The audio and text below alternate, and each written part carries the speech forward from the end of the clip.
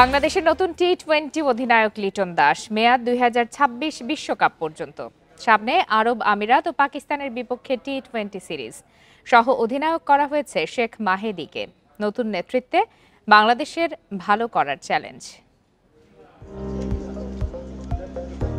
ফর্মহীনতা ও মন্থর batting নিয়ে সমালোচনায় টি-20-র নেতৃত্ব ছাড়েন নাজমুল শান্ত। ওয়ানডে ও টেস্টের ব্যস্ততায় এই ফরম্যাটে অধিনায়কের পদ এতদিন শূন্যই ছিল। সবশেষ টি-20-তে লিটনের অধিনায়কত্বে উইন্ডিজকে তাদেরই ঘরে হোয়াইটওয়াশ করে বাংলাদেশ। এই সফলতা মূল্যায়ন করেই কি লিটনে আস্থা রাখল বিসিবি? আসন্ন আরব আমিরাত ও পাকিস্তান সফরে তো বটেই 2026 টি-20 বিশ্বকাপ পর্যন্ত অধিনায়কত্ব করবেন লিটন। ধারাবাহিকতার অভাব তার ক্যারিয়ারে বড় ঘাটতি, যে কারণে মাঝে মধ্যে বাদও পড়তে হয় দল থেকে। আলোচনায় তাসকিন হৃদয়ের নামও ছিল, তবে ইনজুরি প্রবণ তাসকিনকে আর ভাবা যায়নি। হৃদয় হতে পারতেন অপশন, কিন্তু ডিপিএলে মেজাজ হারানোর বিতর্কে সম্ভাবনা হয়তো নিজেই নষ্ট করেছেন। লিটনই কি তাহলে একমাত্র অপশন ছিল? অফ ফর্মের কারণে গত চ্যাম্পিয়ন্স ট্রফির দলেই ছিলেন না লিটন। বিপিএল এর শেষে ফর্মে ফেরেন, সবশেষ পিএসএল এর সুযোগ পেয়েও চোটের কারণে না খেলেই ফিরতে হয়।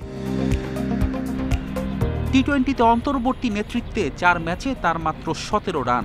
পূর্ণ মেয়াদে ভরসা রাখতে পারবেন তো?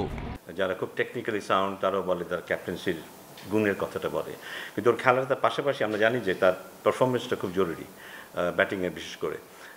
সেটা যদি আমরা একটু গুছিয়ে নিতে পারি তাহলে মনে হয় আমাদের এই দলটা ওখানে ও খুব ভালো একটা রোল প্লে করতে পারবে, দলের শক্তির একটা বড় জায়গা হয়ে দাঁড়াতে পারে লিটন কুমার দাস। অনেকদিন ধরেই শর্টার ফরম্যাটে নিয়মিত পারফর্মার শেখ মাহেদী টি-20 বোলার র্যাঙ্কিংয়ে বাংলাদেশের সেরা। পারফরমেন্সের পুরস্কার স্বরূপ আমিরাত ও পাকিস্তান সফরে সহ অধিনায়কের দায়িত্ব পেলেন মাহেদী। ওর যে অভিজ্ঞতা আছে, ওর যে ট্যাকটিক্যাল নলেজ আছে, সেটা আমরা প্রায়শই দেখতে পাই। যে আমরা কিন্তু শুধু এই সিরিজের জন্য কিন্তু এটা ঘোষণা করেছি। আমাদের ইচ্ছা আছে যে এভাবে আমরা হয়তো বিভিন্ন জনকে দেখার চেষ্টা করব।